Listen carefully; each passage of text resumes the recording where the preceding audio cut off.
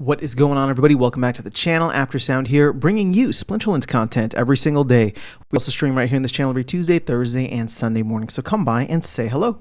This video is also brought to you by two things. Since we don't do any sponsorships here on the channel, I'll go ahead and just shill these two out. The first is my music. It's available anywhere you stream music under the name Aftersound. Let me know what you think. And the second is a new podcast that I just launched called Chasing Infinity. It is myself and an AI co-host, ChatGPT, and we cover a wide range of topics, including a recent episode that dove into Splinterlands as well as Web3 gaming. So go check it out. There should be links in the description below. I appreciate the support. All right, let's go ahead and jump into today's topic. And what I want to talk about is actually the case to move Chaos Legion out of Modern. And it's going to be a little bit of a deep cut. It's not one of the obvious choices, but just roll with me for a second here. Now, there are a lot of folks that like to spend money in this game. There are a lot of folks that are out there that could potentially spend a lot of money in this game. And there are a lot of potential players out there that could come in and actually have the capital to spend. So I know we'd like to talk about, oh, what's the entry level to this game? How much are people willing to spend?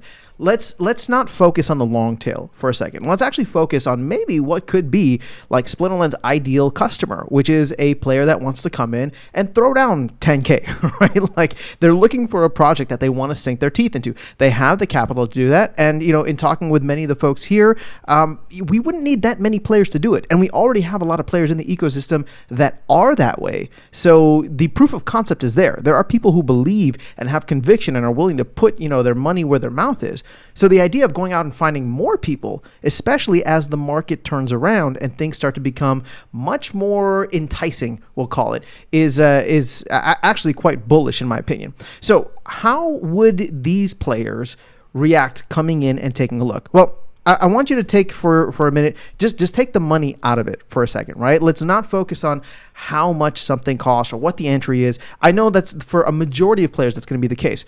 But, you know, as Azarcon said, if we can get 100 players to come, hell, even like 50 players to come in that are willing to like go in heavy on a card collection, buy nodes, buy SPS, I mean, all of that can significantly change the game. And so what are these players looking for when they come in? Now, here's the case that I'm trying to make. All right, so I have all the filters reset. So let's go ahead and actually just look at Chaos Legion first. And I'm going to take all of Chaos Legion with me. There's a number I want you to focus on, and that is right here at the top, 229 cards. That is a hell of a lot of cards. Now, this includes the core set, promo cards, Rift Watchers, which is the mini set, and then we have 3 sets of reward cards, including the now soulbound reward cards, which are able to be unlocked and are all over the marketplace, right? You can even see Iziar here as probably one of the most expensive ones. So for context, I just want to show you, you know, like where was Untamed? Untamed, let's click on Wild here. Untamed was only at 148, right? And you go back, you look at Beta, for example, Beta was 146. So Chaos Legion is gigantic. And what am I trying to get at here? It is the complexity of the meta and the complexity of buying a ton of different cards and having to sift through and like, do I need this card? Do I not? It's actually quite complicated. Again, it's not about the money, right? It's not about the money because they're able to come in and buy Chaos Legion actually cheaper than Rebellion, right? Or even some of the other sets. But the idea of like, okay, I have to figure out how to get that many cards, right? That many max copies of 229 cards. It's very complex. It can be very complicated. And for newer players coming in, it's like, well, maybe we should push that stuff to WoW, because you take a look at where Rebellion is right now, and I'm actually going to take away the, here, let me go click on Rebellion, and I'm going to take away the reward cards because these can be won, right? So a new player coming in, again, maybe they have the capital they want to spend, but, you know, they're just going to look at this and say, hey, the Rebellion core set and the promos themselves are 100, right? That's less than 50% of the amount of cards that somebody would need to be familiar with. So they come in, they take a look at these cards, they know exactly what they need to get. We're going to get, I don't know, maybe like by the end of all the promos, there should be what, 8 more promos or 9 more promos, something like that. Maybe we'll have like 109, 110 cards, whatever the case is. But it's significantly less than Chaos Legion.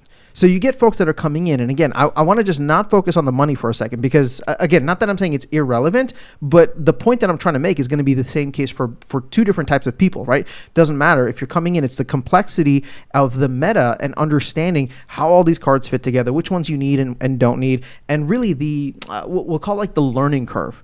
So someone being able to come in and just look at like 100 cards. Okay, let me see which of these cards I really need. All right, let's go take a look at the marketplace. Let me go take a look and see what's available. A lot of these cards are scarce already, right? They're not flooded on the marketplace. Like, that's another added thing, right? Where again, it's not about the money being spent, but it's about the value proposition of like, hey, you know, some of these other Chaos Legion cards are going for pennies, whereas you have a lot of these Rebellion cards actually holding their value. They're quite scarce. It's difficult. It's actually difficult to level them up. So in that way, I'm just trying to present an alternative argument. Again, there's no right or wrong answer here, but an alternative argument, something that's a little bit outside the box as to why we should probably move on from Chaos Legion in modern format, because that is going to be the format, or at least it is now, and will continue to be the format that new players are welcome in, right? They come in, buy some packs from the store, and you're good to go, right? You're good to go, and you can play in modern format. There's no wild pass. You don't have to understand the meta of a bunch of different cards. Like, wild should be where people go once they know how the game is played, how they understand the different metas. And the thing is, wild is actually wild, right? Sure, there are certain cards that can still be dominant and you would need them to get into the upper echelons of wild. But, you know, all in all, there's so many different ways to skin a cat when you have the options that you do in Wild. Whereas if you simplify the meta and you simplify the onboarding experience of like, hey, instead of like, you know, 200 and something cards, you're only going to have 100 cards. That's my argument here. So let me know your thoughts in the comments below. Very curious to hear what your thoughts on this are, but that is all I have for you guys in this video. I'll catch you all in the next one and see you around the game. Take care.